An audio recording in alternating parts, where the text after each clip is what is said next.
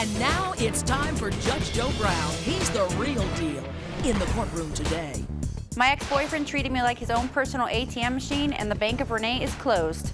This girl's come with a warning label. I don't know her nothing. A butcher who took too big a cut out of one student's budget. Student Renee Fenton is suing her ex-boyfriend for tires and a real estate license.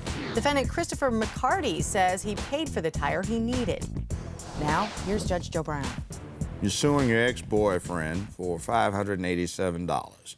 You say you loaned him money to get some tires for it. What is this, his truck? Yes, sir. And on a second occasion so that he could renew his real estate license. Is that Correct. right? Your defense, sir, seems to be that you claim you paid her for the tires already. I did, Your Honor. Yes, sir. And since it was on your birthday, the license renewal fee was a birthday gift. It was. And you've got a copy of the tire invoice. I take it you paid them directly? What was the sum? The sum was $407.72. Now, how did it come about that you paid out $407.72 for some tires? He had a flat tire one day and asked me if he could use my Les Schwab account, which I agreed to as long as he was willing to make the payments every month. Your Honor. I'm Hold not your his point. personal ATM machine, and that's how that came about as far as the tires. What does ATM machine have to do with this?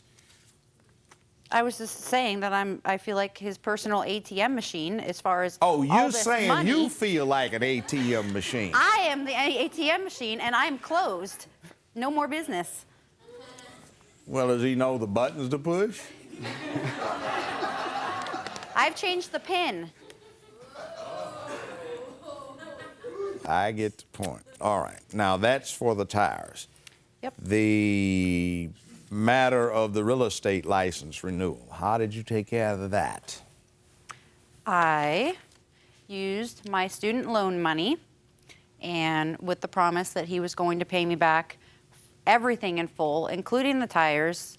Yes, it was stupid of me to loan him more money again, but I took a gamble because at this point, he had no income coming in. When was this when you did this for the license renewal? It was July 20th. Now, what was Third. it? The tires, what was that, about 2 months before that? That was February 28th of Okay, 07. a little more than 2 months. So it was about 4 months later. 4 months prior to that. He was unemployed at the time and kept trying to tell him, you know, you need a steady income every 2 weeks that paid. But he was sure that this was going to work for him, and I was trying to support him because we were together at that point. And Well, you know that's the new way. apparently, There's equality between the genders. You know, the guys have been taking care of the girls for thousands of years. Now, for the last couple of decades, it's their turn to take care of the guys. I don't agree, but go on. I don't agree either. I'm kind of old school, but I mean, that's what I hear all the time. So how did you take care of this? What'd you do? Use a credit card, cash, or what? I took some of my student loan money from But my how savings. did you take it? I transferred it into my checking, and I paid for it with my debit card. Okay. Now, did he ask you to do that? Yes. Was Not that asking. closely proximate or not to his birthday? Yes, it was approximate to his birthday. Your Honor, I did not ask her to do this for me. Stop. Don't interrupt. Did you get him a birthday present? Yes. What was it? I think I got him some clothes and a birthday card. Oh, and a cake. And a cake. How long had you been with him? Almost 2 years? Were you living together or, well, he apparently was living with you, right? Yes. How long? He moved in June of 2007 and slithered out October of 2007. Oh, come on. Why do you change from baby, come in here with me, we need to get closer to he slithered out? Well, a lot transpired between June and What? October. What? Well, for starters, my family is in a medical crisis. My dad has had cancer for 12 years, diabetes, surgeries. We're in a financial crisis, and the fact of the matter is that he moved in with us, and Oh, he moved in with your parents. and me. I only Oh, moved. yeah, you didn't. Oh, this is your parents' home. Yeah, I only moved back home because I decided to go back to school to become a teacher, and there was no way that I was going to be able to go to school at the same time and, you know, afford my own place. So I came back home, and with my parents struggling the way that they were, I you know, it was obvious that I was going to need to help them out, so I paid $150 a month. All right, you were Until paying he some of moved your in. money to help your parents out. Yes. You were being a good member of the family, and he moved in with all of you. Now, Yes. did you two live together prior to you moving No. home with your parents? No. So what broke you two up? Honestly, what broke us up was the fact that He's broke, no financial future, no security. There's I that. can do better. well, the whole thing that did it for me was when he moved in, it really opened my eyes to the fact of the matter that, you know, hey, wait a minute, he's taken, not only had taken advantage of me, but now he's taking care of my family. Who's Oh, in- you took him for a more extensive test drive. Oh, and then didn't So to handle speak. well. Yeah, okay, pass what you have up. Madam Sonia, if you'd be so kind.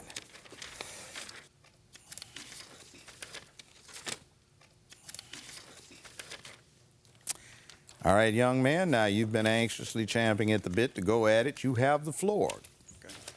Why would this be a gift that is taking care of your real estate license renewal, and B, established that you paid her back for the tires? I did need one tire, Your Honor, and she insisted on going ahead and getting all 4 tires put on my truck since she has an account with the tire company. What'd you do? Have tennis shoes on the other one? Old tennis shoes? No, I just had one going flat, so.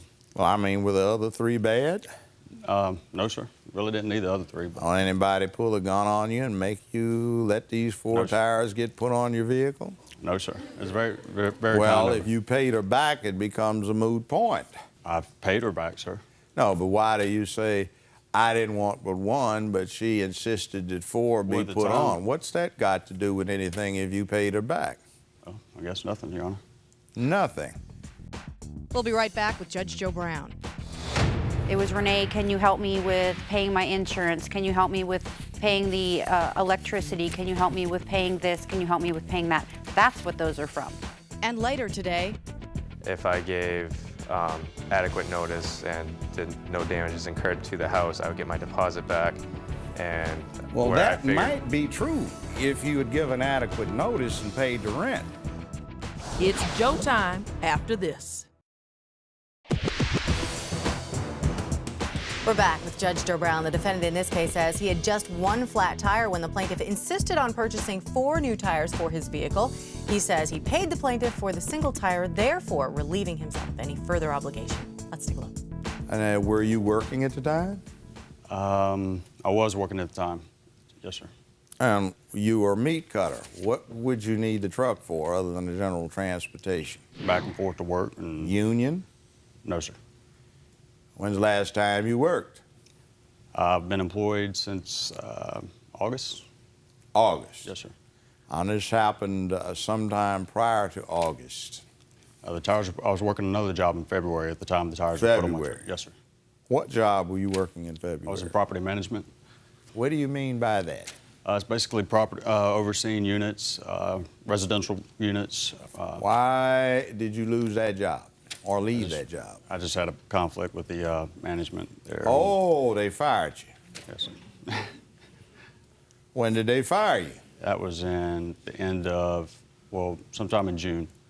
Well, how did you pay her back? I'd made payments to her before I was.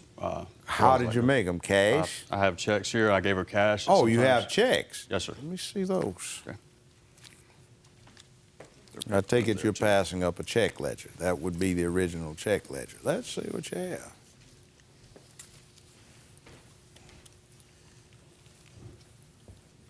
All right, you handed me this carbon for check 2001. Yes, sir. March 28th, 07, $20. Yes, sir. The minimum payment isn't even $20. Here, made up. index this because I'm not getting anything out of that. Just I'm suing for a lot less than he actually owes me. So anything you made out to me, there's nothing there made out to Les Schwab. well, it's his Just made up to you defense because proof. He just needs to present it right. What check numbers justify? And I'll go back and look at the paper. Check number 2003 was for $100 made out to Renee. What's the date? The date on that one is April 13th, 07. What's the third one, if any? Check number 2011 for for $300. What's the date? May the 17th, 07. That's $420. Pass that back up. Let me take a look at that. Let me clip this one for you. That has nothing to do with Les Schwab. Nothing to do with it. $407.72, and then there's $420 paid off in a little less than 2 months. Not for the Les Schwab account. For other Now, miscellaneous what do you say? things. I'll go back to you briefly. Okay. What do you say that goes to?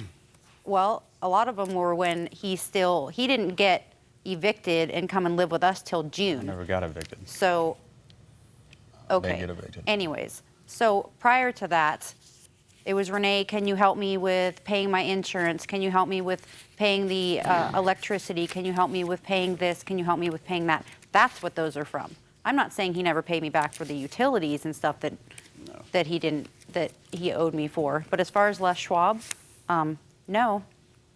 Now, why shouldn't you pay her back the $200 for the real estate renewal fee? Your Honor, she did that for my birthday, and I told her, Renee, don't pay for the whole thing. At least let me pay you half of it back. But if she wants me to pay the whole thing back to her, that's fine. Well, when did it develop that you two had this parting of the ways, so you, as she put it, slithered out? I had told her, there was a couple times that I told her I was planning on moving out because we were just not getting along. And finally one day we were arguing, and I said, look, I got to go. And I moved in with a friend of mine. So she was fine with that. What about the situation she's alleging that you were paying her back, in fact, for other There were some, yes, sir. financial benefits? There were some other things that I'd paid her back for, but this was all after the fact that the tires were put on my truck, and that's what it's for. Well, now the ledger doesn't show exactly what he gave the money to you for. The money that he gave me that he's telling you about was for exactly what I said, getting his vehicles out of impound, from driving with no insurance and no license. Which one of them was for the impound? It has to be the bigger of all of them 300? because, Did your truck get impounded? Yes, sir, it did. How much Which did it time? cost to get it out? I don't know, Your Honor. I can tell you, How much? it was $500 and something.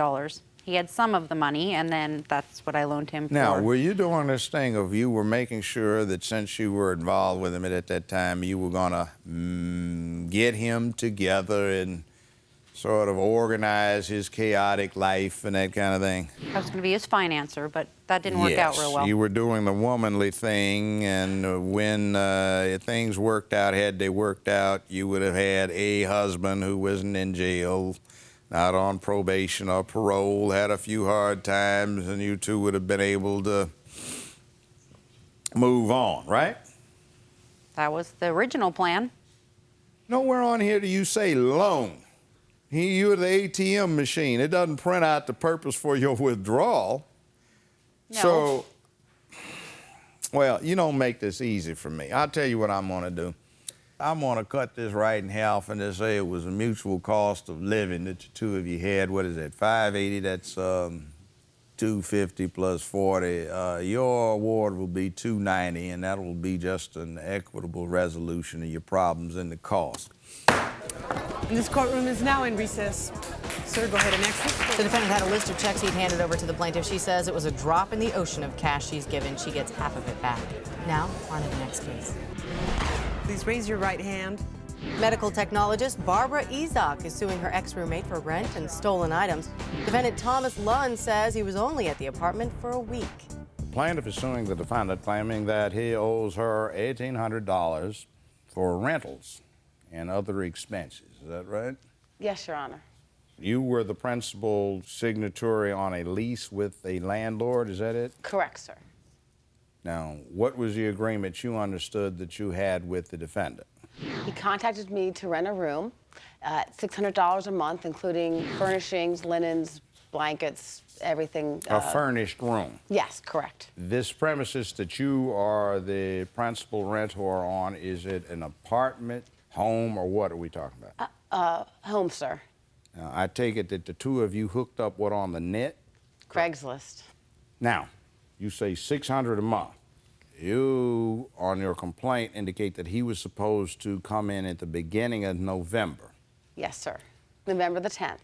When do you recall that he showed up? November 25th. Now, you say you tendered her $300 up front, right? For a deposit on the room, yes. Deposit. And then a $400 tender you made. Correct. You're saying that he gave you $300 and he was supposed to give you another $300 to make what, a $600 deposit? Yes, sir. And then to tender you $600 for rents. Correct. You also say when he moves out of the place, that would not be a full 30-day notice, so you say he owes you 3 months' rent. Yes, sir. This is in Salt Lake City, is Correct. that correct? Now, you, I take it, were going to be working on the ski slopes up in, what was it, Park City. Correct. And over here, you do the skeleton thing. Yes, I do. So you're training for the Olympics in 2010, right? Yes, I am. Yeah. That's that real small sleigh to get real crazy. We'll be back with more Judge Joe Brown in a moment. The original $300 was just a deposit. Deposit. To hold the room. That's for the me. whole deposit. Well, what's the $400 for? The $400 was for December's rent. So setting up a she was payment going to plan. let you pay $200 after that? Correct. Closed captioning sponsored by. We're back with Judge Joe Brown. The plaintiff in this case says the defendant contacted her through Craigslist to rent a furnished room in her house. She says he left suddenly owing rent. Let's take a look. The way you seem to be implying things is that you gave her $300 up front. When you moved in, you gave her $400, and you're looking at that as $100 prorated for the end of November and $600 to be applied to December's rent. Is that what you're thinking about? No, the original $300 was just a deposit. Deposit. To hold the room. That's for the me. whole deposit. Well, Yeah. what's the $400 for? The $400 was for December's rent Well, why do we only give her $400? because that's all I had, and we talked about So setting up a she was payment going to plan. let you pay $200 after that? Correct. Now, why did you move out in, what was it, December? Yep. I was in the her home for approximately 8 to 10 days, and I moved out just to be closer to work and also to get in a Yes, better it's a living long way situation. from Salt Lake City up to either Park City or Deer Valley. So when did you tell her you were going to do this? Just the first few days into December, approximately a week after I moved in. You do understand there's supposed to be a notice period that is required to give adequate notice. The way that we had discussed via email was if I gave adequate notice and did no damages incurred to the house, I would get my deposit back. And Well, where I that figured- might be true if you had given adequate notice and paid the rent. But you see here, that's the whole point. I was not asking for my deposit back. I just didn't give her a notice, so I wasn't expecting so anything you back. said keep my deposit, and the way $300, and the way you're looking at it is the deposit should have been $600. All right, you say keep the deposit. I only stayed here 2 weeks, 3 weeks. What was it? It's like 12 to 14 days, roughly. 12, 14 days. You see, it doesn't work that way. Judge Joe Brown makes his ruling after this. Did a former lover wreck your life and your credit? Call 877-JOE'S-LAW or visit JudgeJoeBrown.com. I think there's a failure to communicate here, and I think it's an honest failure. There's some clarity that's needed. You owe her $1,200 for January and February on the rent, so you owe her that. So on the next situation, I'm going to split that, and I'll make it $300 instead of the full $600, so that'll make you owe her a total of $1,500. So you won't get all of what you ask for, and you're going to have to pay out what just you have to pay. You can't do that. So, Ward. And this courtroom is now in recess. Sir, go ahead and ask question. Well, the defendant in this case says his deposit should have been more than enough to make up for his hasty exit. The judge says he needed to cough up a little more for that privilege. He's going to have to pay the plaintiff. We'll be right back. We're back. The plaintiff in this case has a busy schedule training for the Olympics. She didn't have time to work on replacing the defendant. She'll have to now, but he will pay for changing his mind. For information on future cases or to contact this court, check out our website at judgejoebrown.com.